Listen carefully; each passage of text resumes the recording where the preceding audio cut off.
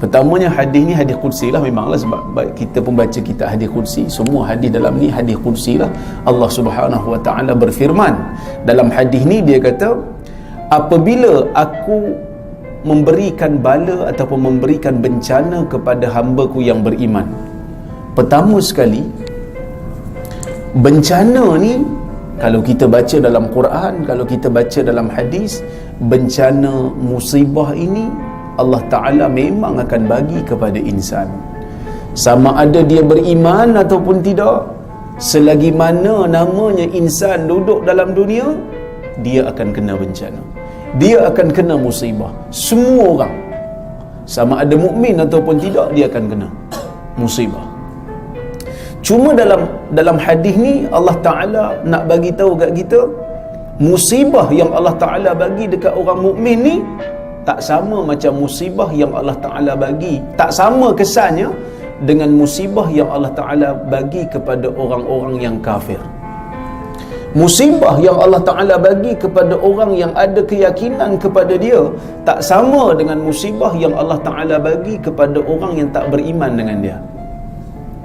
Maka sebab itu dalam hadis ni Allah Ta'ala kata, bila aku memberikan satu bala, bila aku memberikan satu ujian kepada hamba-Ku yang beriman daripada kalangan hamba-hamba-Ku, fahamidani, kemudian orang yang beriman yang terkena bencana ini, dia puji Tuhan.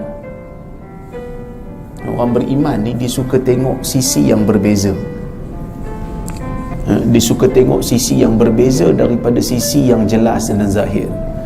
Sebab itu bila kita kena musibah, kita kena lihat musibah itu daripada sudut yang positif. Memang betul lah, kalau kita tengok dalam sejarah Nabi ni, ada Nabi-Nabi, antaranya Nabi Muhammad, yang Allah Ta'ala beri musibah. Dalam perang Uhud umpamanya, Nabi kalah, itu musibah besar kepada Nabi.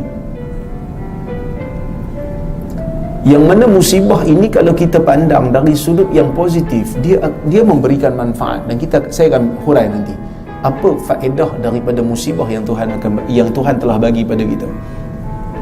Tapi syarat dia nak dapatkan manfaat daripada musibah ini, pertama kena syukur pada Tuhan, kena puji Tuhan.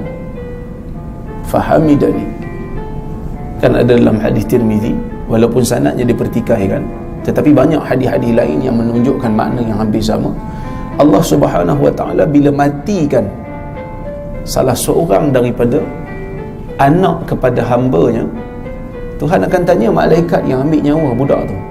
Tuhan akan tanya pada malaikat, Tuhan kata, hal qabattum walada abdi, kamu dah ambil ke anak kepada hamba-Ku itu? Qalu na'am, mereka kata ya. Wa hal qabattum samrata fuadi, telah kamu ambil ke buah hatinya? Dia kata ya, buah jantungnya. Ya. Ma yaqulu abdi, madza qala abdi? Tuhan tanya. Habis tu hamba tu, bapak budak tu kata apa? Hamidaka wastarja. Malaikat kata, bila terkena musibah kematian anak, hamba yang beriman dia tetap puji Tuhan. Kan yang saya sebut dalam kuliah lepas, bila kita kena musibah, Nabi ajar kita dalam hadis Aisyah, dapat nikmat, puji Tuhan. Kena musibah pun puji Tuhan. Cuma kalau dapat nikmat, dalam hadis disebut, kita sebut alhamdulillah allazi bi ni'matihi tatimmus salihat. Segala puji bagi Allah yang mana dengan nikmatnya sempurnalah segala kebaikan. Kita doa supaya dengan nikmat yang Tuhan bagi, kita dapat buat kebaikan. Kerana ada manusia dapat nikmat pada Allah, tak mendekatkan diri dia dengan kebaikan, bahkan jauh lagi daripada kebaikan. Jadi kita doa pada Allah, bila kebaikan Tuhan bagi kat kita, kita dekat dengan, bila nikmat dapat kat kita, kita dekat dengan kebaikan. Satu. Bila kena musibah, Aisyah kata Nabi sebut alhamdulillah ala kulli hal, segala puji bagi Allah atas setiap keadaan. Puji juga Tuhan. Kenapa puji Tuhan? Ada sebab. Maka sebab tu kena puji. Dalam hadis ni Tuhan kata hamidani, fahamidani, maka dia memujiku.